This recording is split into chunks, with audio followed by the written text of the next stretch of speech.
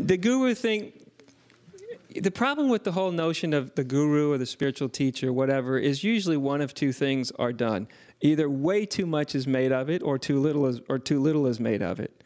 Either way, right? I mean, but I think the most important thing to realize is that this is something, what I'm talking about, real spiritual freedom, not a state, not something can be induced because your guru looks at you nicely or touches you on the forehead or whatever they do. Lots can have a lot of amazing energy transfers that can happen. And they can really get you into really different wild states of consciousness. But ultimately, truth, freedom, nirvana, enlightenment, it's not a state of consciousness. It's finally getting off the wheel of states. Not only the mundane, ordinary states of human suffering, you know, the general amount of hate, ignorance, and greed, but also the subtle spiritual states. A lot of people don't know that to get caught in heaven is just as much to be caught as to be caught in a hellish state, right? And so the nice thing about your true nature is nobody can give it to you.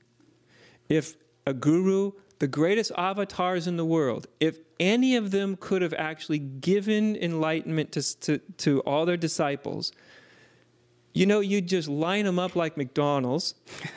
And I don't mean to be disrespectful, but, you know, if one could actually do it, right? And you just go, okay, boom, you, and you, and you, and you, and you, and you, and now you're all fully enlightened, you know, beings, and great, I bestowed my grace on you. Doesn't happen that way, does it? Right through enlightenment. Right. It just does not happen that way. No matter if we're talking about the most undiscovered little spiritual teacher that hardly anybody knows about, or the greatest avatar whose lotus feet have ever touched the earth, nobody can just grant. The reason is very simple. Nobody can give you what you always and already are. People can alter your state. Some people can alter your state of consciousness very powerfully, but that's not the same. You'll just come back wanting more of that. Yes. Right? So I think a true spiritual teacher, a true guru, however, the usefulness of them is that they can save you time, basically. Keep you from going down dead ends. Can direct you to maybe get what I call a taste or a foretaste. You can get a taste of that true nature, which orients your whole being. That's the important thing, to have your being oriented towards your true nature intellectually. So I give a talk. So you're intellectually oriented, so you're not going off in all sorts of directions that will lead nowhere. But also, and much more importantly than just an intellectual orientation, it's almost literally a physical orientation. Right? That's what the transmission means. In every tradition, there's talks about transmission from teacher to student. True transmission isn't me giving you something as much as it is it's, how can I say, you energetically start to orient more toward your true nature. It makes sense? Yes. So, and this isn't mysterious. It's really not mysterious. If you walk in the room with a very depressed person, do they sort of start to orient your energy in that direction? Yes, exactly. If you walk in with a very, very, very happy person, you can feel when you walk in the room, can't you? Yeah. So this isn't just a spiritual teacher thing. If someone's in this state of what we call enlightenment or something, that orients you too. But just because you get oriented towards, say, depression when you walked in the state of someone who's depressed doesn't mean you are eternally depressed, fortunately. Or because you walk into the environment that someone's happy, that you end up happy forever. Or that you walk in the room of someone who's very clear in a spiritual sense, it doesn't mean you remain clear forever. But it does orient you energetically, orient your being in more of the direction. Does it make sense? But nothing's given to you. Very important to realize that. Okay.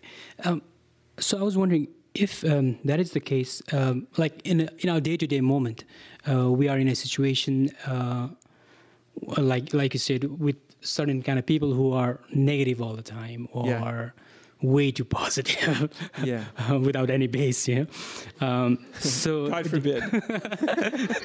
So something like that. So basically, you're saying that we go back. I mean, how do we?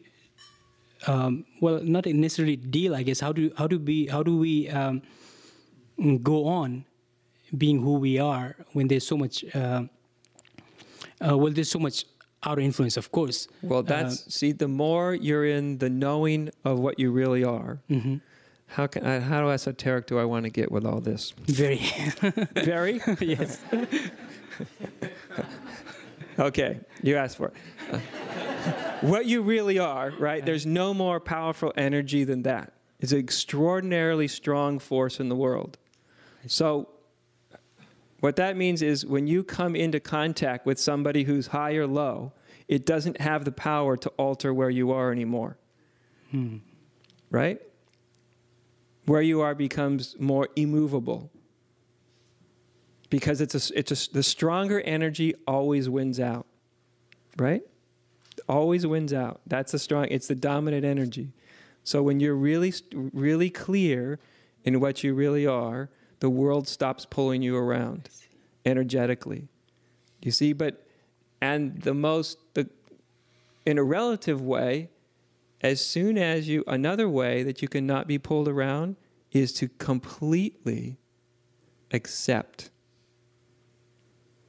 So walk into a room, talking with somebody, they're either depressed, happy, upset, whatever. If you can completely, absolutely, and totally accept them, their energy. It doesn't mean you have to agree with them. I don't mean that kind of acceptance, right? Because you don't give up your basic intelligence, but you totally accept where they're at energetically, emotionally. You totally accept them.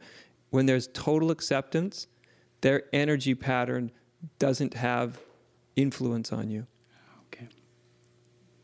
So it all depends on me, basically. What's that? It all depends on me, basically. It always depends on you. That's the good news. Right? So if you walk in and somebody's really bummed out, if you're totally accepting that they're not in a good space and you really it's completely okay. Doesn't mean you're not compassionate, not empathetic, but it's totally okay. You'll notice all of a sudden their energy doesn't have the power to move you. If you are not accepting in any way, maybe you resist it, maybe you're overly empathetic, so you want to rush in and be the helper, which is another way of resisting, right? It's another way of coping with wanting to change things. Then their energy tends to dominate you. But if you totally accept, it's a very clear space. And then you know, quite naturally, it's not that you hide in that clear space, you know how to be in relationship at that moment. It tends to be a very clear, intelligent, and also loving, compassionate space to be. Does it make sense? Yes. Is that what the Buddhists call detachment? Yes. Okay. That's detachment. All right. Thank you, Adi. Okay. Nice to talk with you. That would be it. Yeah.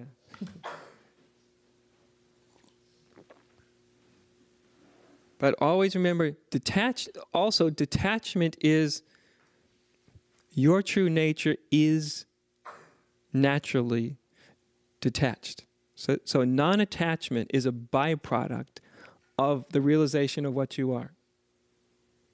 That's just what it does. It's just what you really are just isn't attached. It's not grasping at everything, and it's not pushing things away.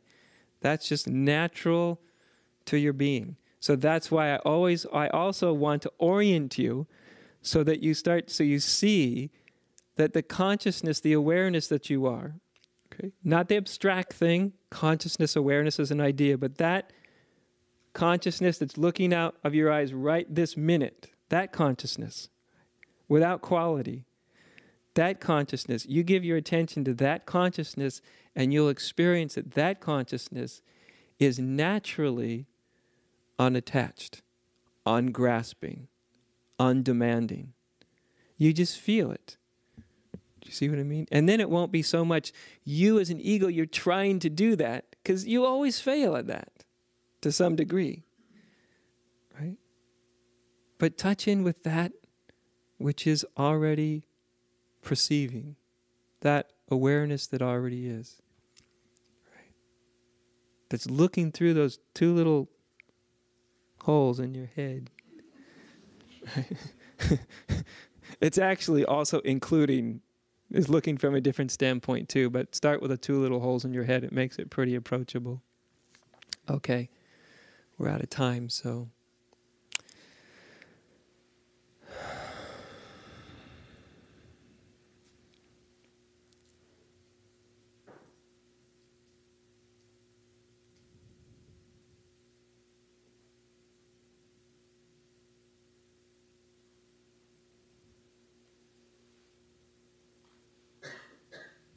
So if you're going to remember anything, just that naturally occurring awareness.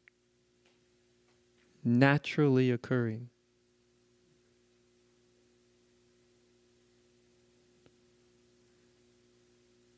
That awareness that's naturally always, always, always present.